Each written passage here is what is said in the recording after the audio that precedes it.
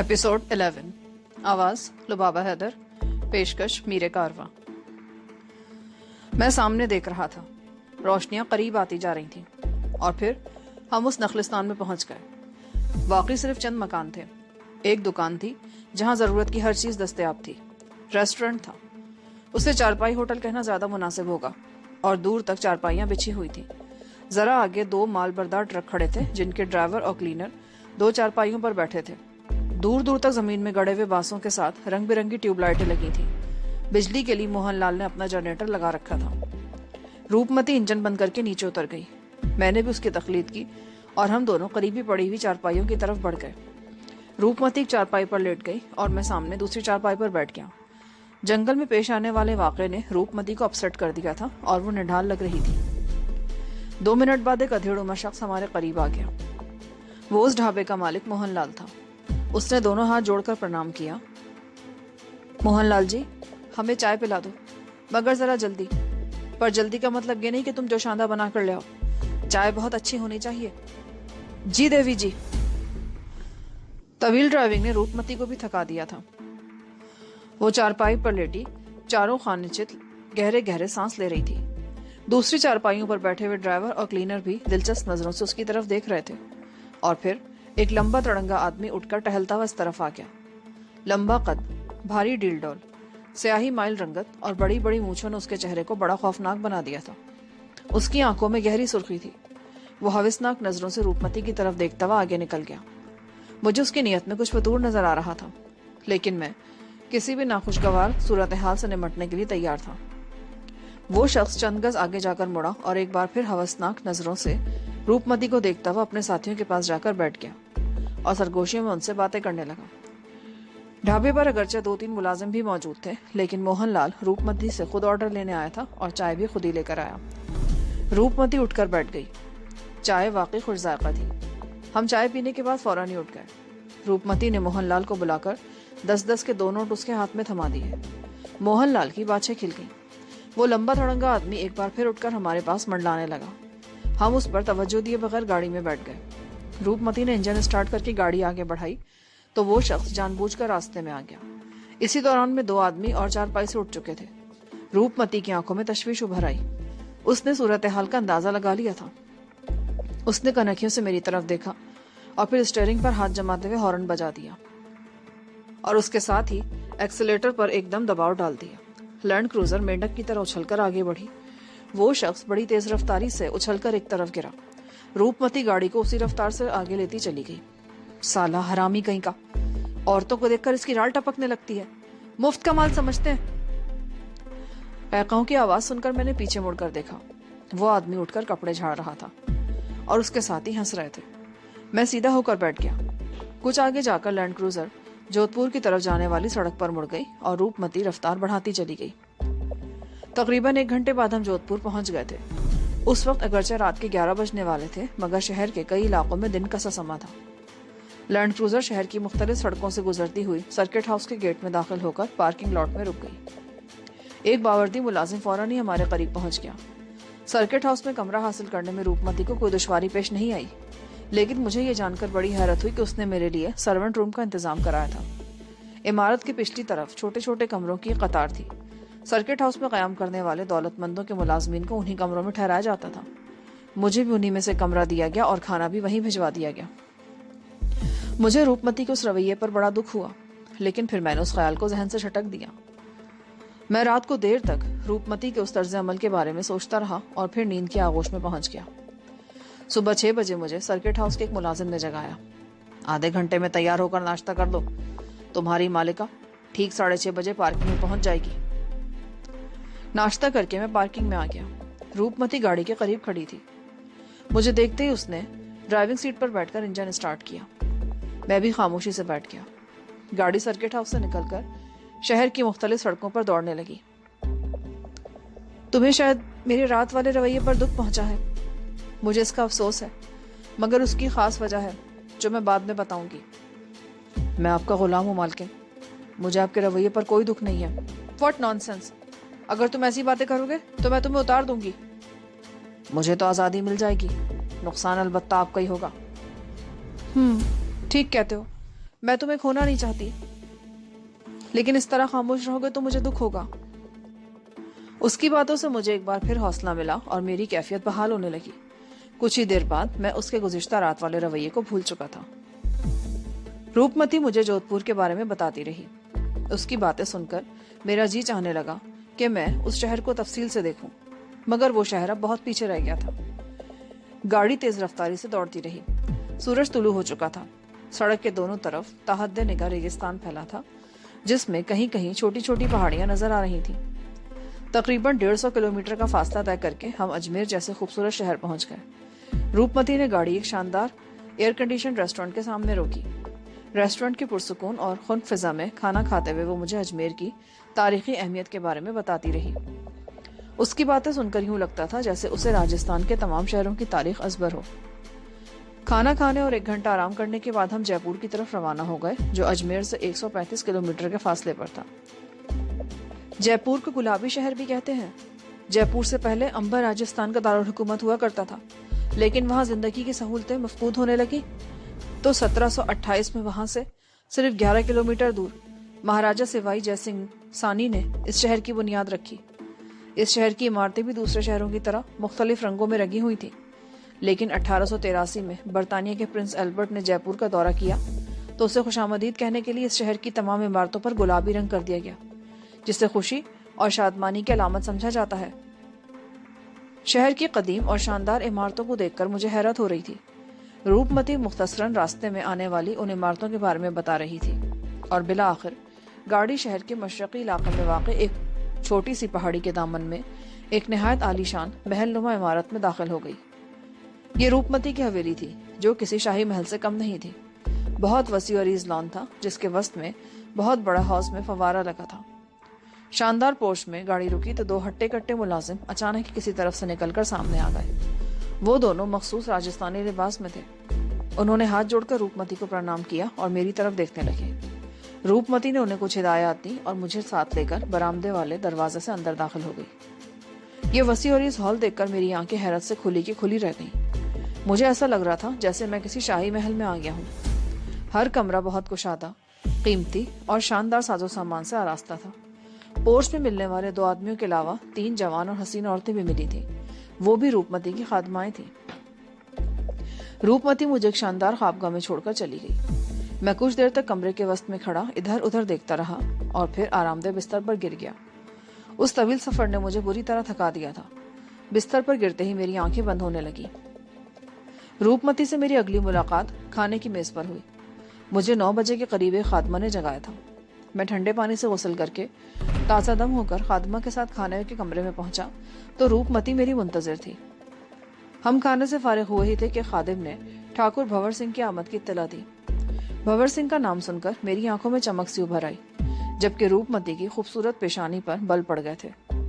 اس نے مہمان کو ڈرائنگ روم میں بٹھانے کو کہا, اور کچھ دیر بعد جب وہ ڈرائنگ روم میں داخل ہوئی تو میں بھی اس کے ساتھ تھا. صوفے پر بیٹھا ہوا ٹھاکر بھور سنگھ اٹھ کھڑا ہوا.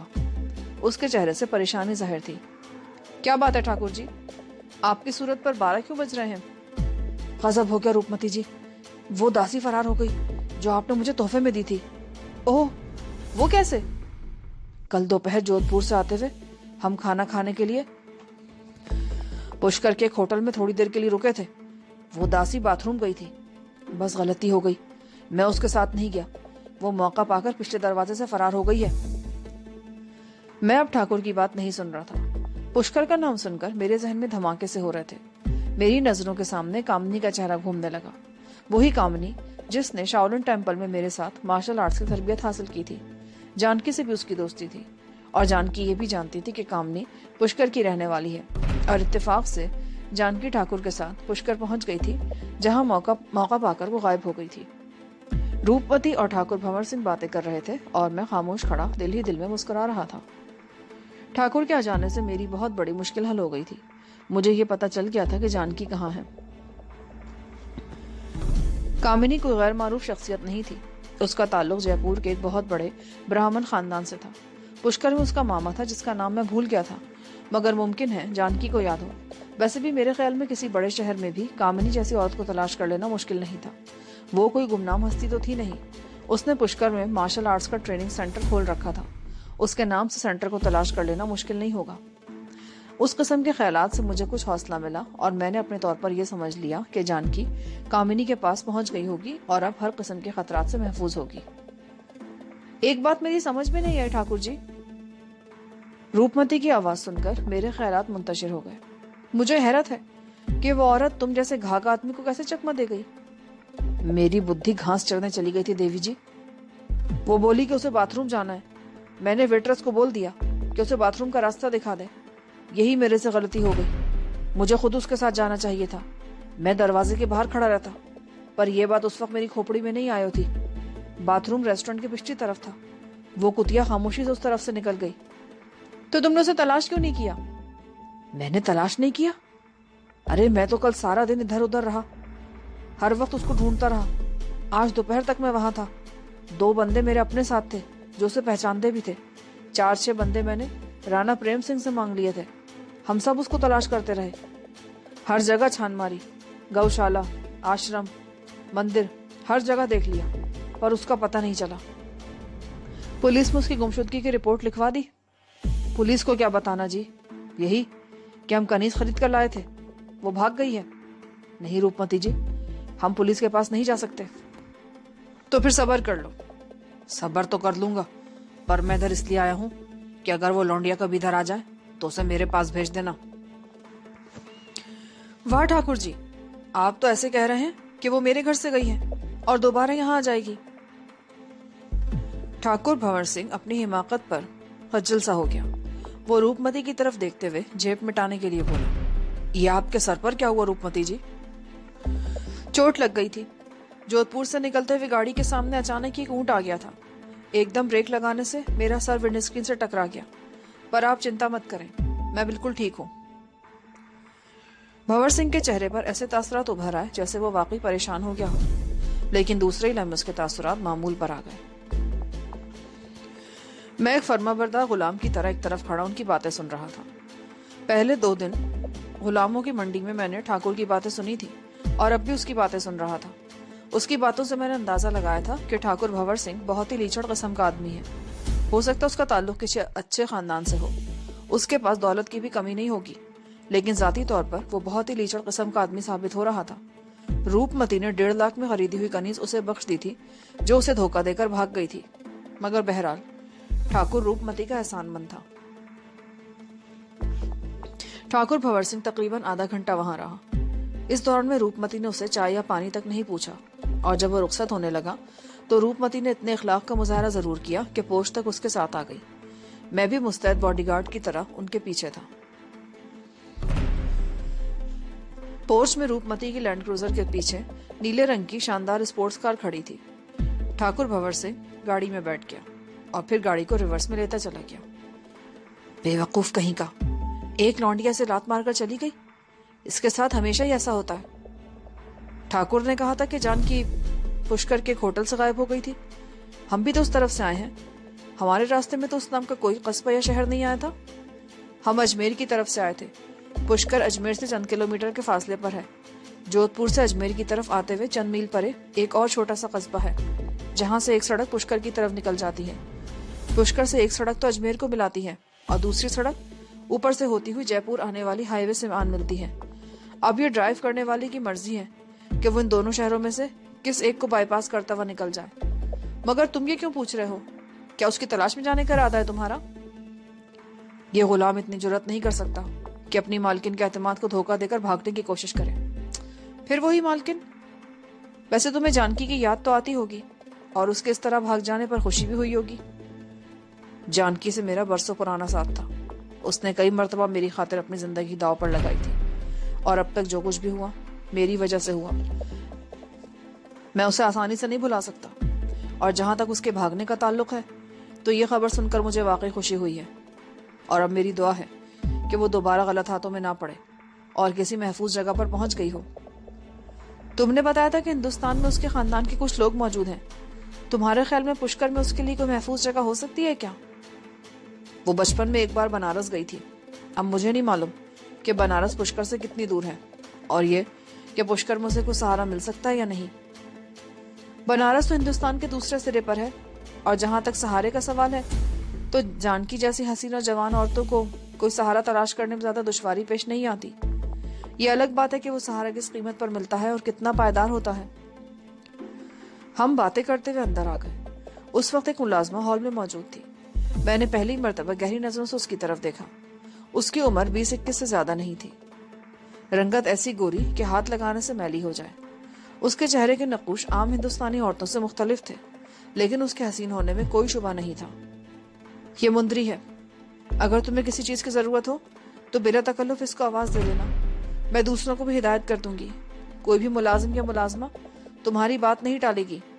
آؤ پہلے میں تمہیں اپنی حویلی دکھاؤں. مندری کے چہرے کے نقوش بتا رہے ہیں کہ یہ ہندوستانی نہیں ہے.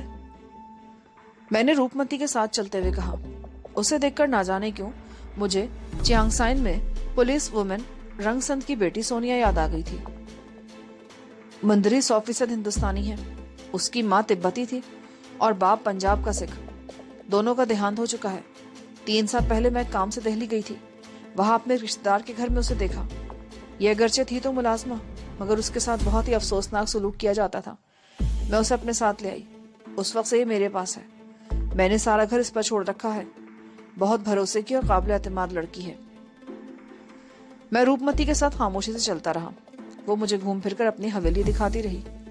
حویلی کیا تھی؟ ایک محل تھا. کئی غلام گردشیں اور متعدد کمرے تھے.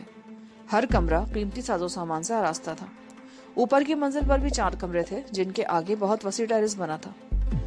تقریباً 1 گھنٹے میں اس حویلی میں گھومنے کے بعد ہم مرکزی ہال میں واپس آ گئے. جیسا کہ میں پہلے بتا چکا ہوں کہ روپ متی کا باپ ایک چھوٹی سی ریاست کا راجا تھا. ریاست ختم ہو گئی تو اسے ہند سرکار کی طرف سے وظیفہ ملنے لگا. باپ اور بھائی کے مرنے کے بعد سرکار سے وہ وظیفہ روپ متی کو ملتا تھا. نقد لاکھوں روپے سالانہ کے علاوہ سرکار کی طرف سے اور بھی بہت سی مراد اسے حاصل تھیں. ان کے علاوہ اسے اپنے سورگواشی پتی نروان سنگھ کی طرف سے بھی کروڑوں کا ورثہ ملا تھا. اور یہ ساری دولت اتنی تھی کہ روپ متی کے بعد اس کی آنے والی 2-3 نسلیں بھی کوئی کام دھندہ کیے بغیر عیش کی زندگی گزار سکتی تھیں. 12 بج چکے تھے. ہم ایک بار پھر ہال میں آ گئے. دوسری ملازمہ ہمارے لیے کافی بنا کر لائی. اس کا نام کملا تھا. وہ بھی مندری کی طرح حسین تھی اور اس کی عمر بھی 22-23 سال سے زیادہ نہیں تھی. تیسری ملازمہ کو میں نے شروع میں صرف ایک بار دیکھا تھا. اس کے بعد وہ نظر نہیں آئی تھی. جب میں یہاں آیا تھا تو 2 ہٹے کٹے مرد ملازم بھی دکھائی دیے تھے، لیکن ان میں سے کوئی بھی اب تک ایک مرتبہ بھی اندر داخل نہیں ہوا تھا. شاید انہیں اندر آنے کی اجازت نہیں تھی. کافی کی چسکیاں لیتے ہوئے میں اور روپ متی باتیں کرتے رہے. اس کی ہر بات میں ایک نیا انکشاف تھا.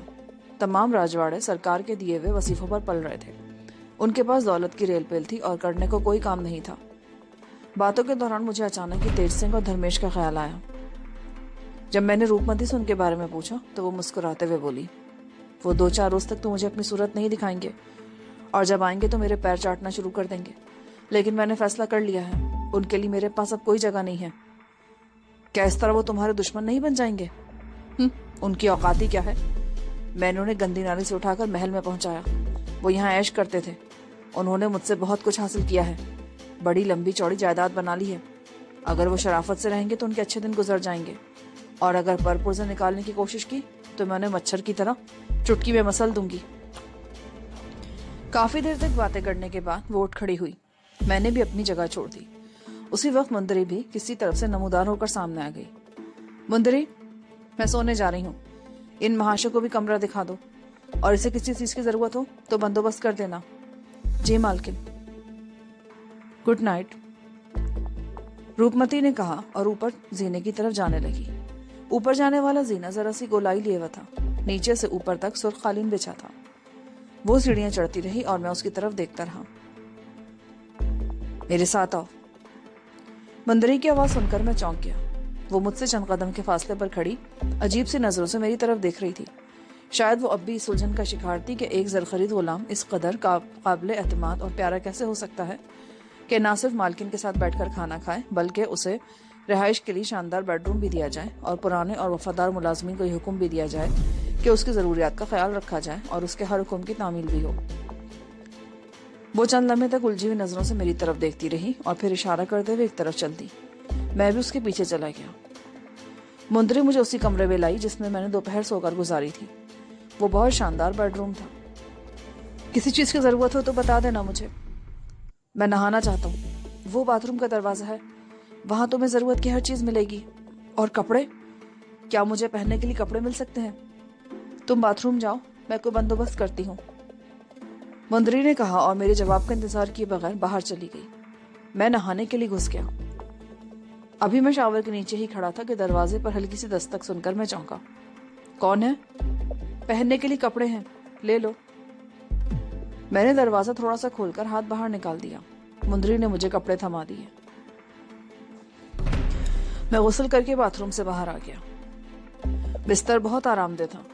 لیٹنے کے تھوڑی ہی دیر بعد میری آنکھیں بند ہونے لگی. صبح 10 بجے سے پہلے میری آنکھ نہ کھل سکی. مجھے کسی نے جگانے کی کوشش بھی نہیں کی. آنکھ کھلنے کے بعد میں دیر تک بستر پر پڑا رہا. دماغ پر دھند سی چھائی ہوئی تھی, لیکن یہ دھند بتدریج چڑھتی چلی گئی اور مجھے سب کچھ یاد آ گیا. روپمتی نے مجھ پر مکمل اعتماد کا اظہار کیا تھا اور مجھ پر فی الحال کوئی پابندی نہیں تھی. اس نے مجھے بالکل آزاد چھوڑا ہوا تھا اور میں سمجھتا تھا کہ یہاں سے ایک نئی کہانی شروع ہونے والی ہے, بلکہ وہ کہانی جنم لے چکی ہے. تیج سنگھ, دھرمیش اور بلونت سنگھ کی فطرت سے میں اچھی طرح واقف ہو چکا تھا. وہ تینوں نہ صرف روپمتی سے ذلیل ہو چکے تھے بلکہ میرے ہاتھوں میں ذلت اٹھا چکے تھے.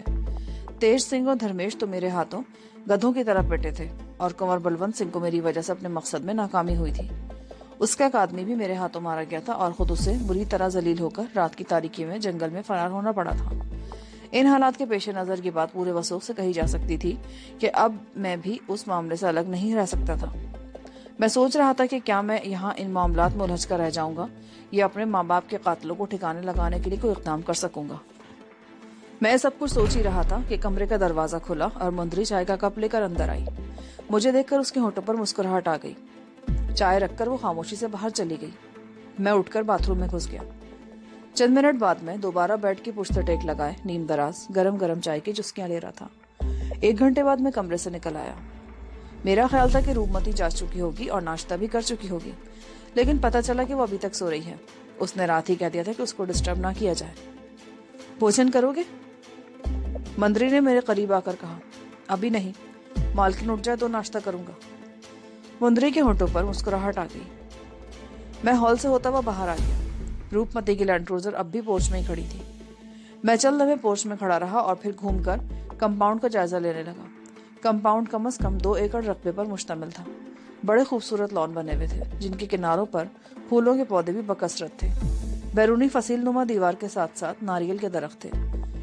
حویلی کی عمارت کے ایک طرف 3 گیراج بنے ہوئے تھے جن کے دروازے بند تھے. میں ان کے سامنے سے گزرا. ایک گیراج خالی تھا لیکن 2 دروازوں کی جھریوں سے اندر کھڑی ہوئی گاڑیاں نظر آ رہی تھیں. میں حویلی کی عمارت کی پچھلی طرف نکل آیا. اس طرف بھی لمبی چوڑی جگہ تھی اور حویلی کی عمارت سے بہت ہٹ کر اقوی دیوار کے ساتھ سرونٹ کوارٹر بنے تھے. مجھے سب کچھ دیکھ کر حیرت ہو رہی تھی. روپمتی یہاں اکیلی رہتی تھی. اس کی خدمت اور گھر کی دیکھ بھال کے لیے یہاں ملازم زیادہ سے زیادہ 2 ملازم کافی تھے, لیکن اس نے 2 ملازموں کی فوج پال رکھی تھی. 5 ملازم تو اس وقت حویلی میں موجود تھے. 3 عورتیں اور 2 مرد. 2 تیج سنگھ اور دھرمیش کو وہ نکالنے کا فیصلہ کر چکی تھی. میں حویلی کی وسیع اور عریض عمارت کے اوپر سے گھومتا ہوا ایک بار پھر سامنے کے رخ پر آ گیا. میں کچھ دیر تک ادھر ادھر ٹہلتا ہوا فوارے کے قریب رک گیا. اتفاقاً میری نظر حویلی کی طرف اٹھ گئی. اوپری منزل کے کمرے میں کھڑکی کا پردہ ذرا سا ہٹا ہوا تھا. مجھے یوں لگا جیسے پردے کی آڑ میں سے کوئی جھانک رہا. میں اس کی ایک معمولی سی جھلک کی دیکھ سکا اور پھر وہ پردہ برابر ہو گیا. وہ روپمتی کے علاوہ کون ہو سکتا تھا؟ تھوڑی دیر بعد کملا نامی ملازمہ نے برآمدے میں نمودار ہو کر کھانا لگا جانے کی اطلاع دی. میں اندر گیا تو روپمتی میز پر موجود تھی. آؤ, کھانا لگ چکا ہے, تمہیں بھوک لگ رہی ہوگی. میز پر انواع اقسام کے کھانے لگے تھے. اس میز کو دیکھ کر لگتا تھا جیسے کسی خاص مہمان کے لیے پرتکلف دعوت کا اہتمام کیا گیا ہو. 3 ڈشیں سبزیوں کی تھیں جن میں پنیر استعمال کیا گیا تھا. 1 ڈش چکن فرائی کی تھی. ہم آمنے سامنے میز پر بیٹھ گئے. میں نظر جھکائے کھانا کھاتا رہا. اے کملا, دھرمیش کے کوارٹر کی چابی تو تمہارے پاس ہے نا؟ جی مالکن, کملا نے جواب دیا اور اس کے ساتھ ہی اس کی نظریں جھک گئی جیسے اس کی کوئی چوری پکڑی گئی ہو. اس کے کمرے سے کپڑوں کی 2-3 جوڑے نکال کر لاؤ. میرا خیال ہے دھرمیش کے کپڑے تمہیں پورے آ جائیں گے. چند روز انہی پہ گزارا کر لو. اس دوران کوئی اور بندوبست کر لیا جائے گا. وہ کوئی اعتراض تو نہیں کرے گا؟ اعتراض؟ اگر اس نے ایک لفظ بھی منہ سے نکالا تو میں اس کی زبان کھینچ لوں گی. ویسے اطمینان رکھو، وہ دونوں بھائی اب ادھر کا رخ نہیں کریں گے. کملا روپمتی کا حکم سن کر اسی وقت چلی گئی. ہم کھانے سے فارغ ہوئے تو کملا بھی آ گئی. میں نے کپڑے ان شریمان جی کے کمرے میں رکھ دیے ہیں. میں روپمتی کے ساتھ اپنے کمرے میں آ گیا. بستر پر کپڑوں کا انبار لگا تھا. کئی قیمتی سوٹ ہینگروں میں لٹکے ہوئے تھے. لاتعداد شرٹس اور پتلونیں الگ سے طے کی ہوئی رکھی تھیں. کئی جوڑے راجستھانی لباس کے بھی تھے. روپمتی نے کملا کو 2-4 جوڑے لانے کو کہا تھا، مگر وہ شاید اس کے وارڈروب کے سارے کپڑے نکال کر لے آئی تھی. دھرمیش قد و قامت میں میرے جیسا ہی تھا اور میرے خیال میں اس کے کپڑے مجھے پورے آ سکتے تھے. میں نے ایک گرے رنگ کی پتلون اور نیلے رنگ کی شرٹ اٹھائی اور باتھ روم میں گھس گیا. میں کپڑے بدل کر باہر نکلا تو میرا اندازہ بالکل ٹھیک تھا. کپڑے میرے جسم پر بالکل فٹ تھے. روپمتی نے اس ڈھیر میں سے 2-3 جوڑے نکال کر الگ کر لیے اور کملا کو بلا کر باقی کپڑے واپس لے جانے کا حکم دیا. اور دیکھو، اگر وہ دونوں میری عدم موجودگی میں یہاں آئیں تو ان سے کہنا اپنا سامان اٹھا کر لے جائیں، ورنہ سڑک پر پھینک دیا جائے گا. اور اگر وہ یہاں آئیں تو صرف اپنے کوارٹرز تک جائیں گے. انہیں حویلی کے کسی حصے میں جانے کی اجازت نہیں ہوگی. سمجھی؟ جی مالکن، سمجھ گئی. کملا نے نظریں جھکا کر جواب دیا. کچھ دیر بعد روپمتی نے تارا سنگھ اور دیوان سنگھ نامی ملازموں کو بھی یہی حکم سنا دیا. 4 بجے کے قریب روپمتی مجھے لے کر باہر آ گئی. لینڈ کروزر اب بھی پورچ میں ہی کھڑی تھی، لیکن وہ برآمدے سے اتر کر گیراج کی طرف چلی گئی. اسے اس طرف جاتا دیکھ کر تارا سنگھ بھی دوڑ کر اس کے قریب پہنچا. تارا سنگھ نے ایک گیراج کا دروازہ کھولا اور اندر جا کر گرے رنگ کی گاڑی صاف کرنے لگا. کچھ دیر بعد روپمتی بھی گیراج میں داخل ہو کر کار میں بیٹھ گئی اور انجن اسٹارٹ کر کے کار کو باہر لے آئی. وہ چند سال پرانی مرسیڈیز تھی جو اب بھی اس طرح چمچما رہی تھی جیسے ابھی شو روم سے نکلی ہو. پورچ اتنا کشادہ تھا کہ 2 کاریں پہلو با پہلو کھڑی ہو سکتی تھی. روپمتی نے کار لینڈ کروزر سے ذرا آگے نکال کر روکی اور پیسنجر سیٹ کا دروازہ کھول دیا. میں بیٹھ گیا. کار آگے بڑھانے سے پہلے اس نے مندری کو بلا کر اسے بتا دیا تھا کہ ہم لوگ رات کا کھانا باہر کھائیں گے. حویلی سے نکل کر کار شہر کی مختلف سڑکوں پر دوڑنے لگی. یہ شہر قدیم تاریخی عمارتوں سے بھرا پڑا تھا. لگتا تھا کہ راجستھان کے راجوں مہاراجوں کو قلعہ نما حویلیاں اور محلات بنوانے کے سوا کوئی دوسرا کام نہیں تھا. یوں تو اس شہر کو دیکھنے کے لیے کئی روز درکار ہیں، لیکن آج میں تمہیں چند بہت خاص عمارتیں دکھانے کے لیے لائی ہوں. تو گویا آج تم مجھے سیر کرانا چاہتی ہو، یہی سمجھ لو. اس کا ایک مقصد یہ بھی ہے کہ تم شہر کی سڑکوں سے واقف ہو جاؤ. آج تو میں تمہیں یوں ہی گھما رہی ہوں، کل میں تمہیں ڈرائیونگ سکھانے کے لیے لے جاؤں گی. ڈرائیونگ؟ تمہیں یہ خیال کیسے آیا کہ مجھے ڈرائیونگ سیکھنی چاہیے؟ مجھے تو حیرت ہے کہ تم نے اب تک ڈرائیونگ خود کیوں نہیں سیکھی.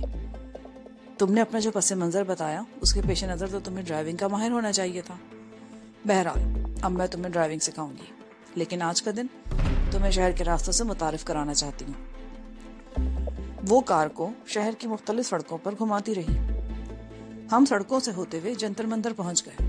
یہ بہت وسیع اور اس پارک تھا جہاں آبزرویٹری بنی ہوئی تھی.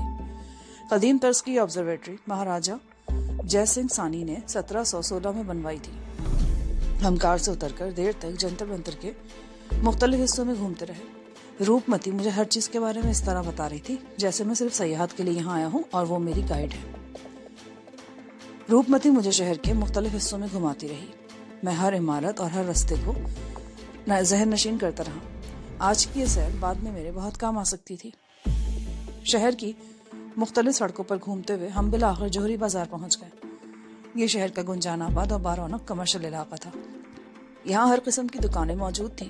اس وقت شام ہو چکی تھی اور پورا علاقہ رنگ برنگی روشنیوں سے جگمگا رہا تھا. یوں تو مقامی باشندوں کا بھی خاصا رش تھا، مگر غیر ملکی سیاح بھی بڑی تعداد میں نظر آ رہے تھے. یہاں کپڑے، ریڈی میڈ گارمنٹس، لکڑی کے آرائشی مصنوعات، ماربل کی مصنوعات اور زیورات کی بے شمار دکانیں تھیں.